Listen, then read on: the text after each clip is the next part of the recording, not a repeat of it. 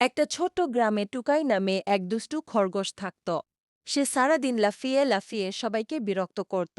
কিন্তু একদিন তার জীবনে অদ্ভুত একটা ঘটনা ঘটল। জঙ্গলের পাশে হাঁটার সময় টুকাই একটি পুরনো সোনার চাবি খুঁজে পেল। চাবিটা হাতে নিতেই হঠাৎ ঝলমল করে আলো জ্বলে উঠল। ঠিক তখনই একটি বুড়ো কচ্ছপ এসে বলল, এই চাবি সাধারণ না, এটা জাদুর দরজার চাবি। টুকাই অবাক হয়ে গেল। কচ্ছপকে সঙ্গে নিয়ে টুকাই গভীর জঙ্গলের দিকে হাঁটতে লাগল।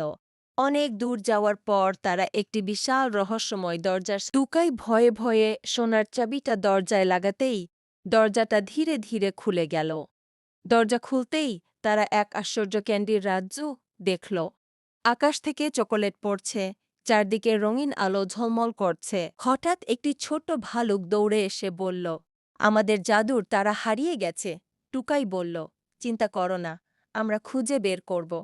সবাই একসাথে যাত্রা শুরু করল। তারা নদী পার হল, পাহাড়ে উঠল এবং এক অন্ধকার গুহার সামনে পৌঁছাল। বুড়ো পেঁচা এসে তাদের পথ দেখাল। শেষে টুকাই সোনালি আলোটা খুঁজে পেল এবং লাফ দিয়ে ধরতেই সেটা জাদুর তারা হয়ে গেল।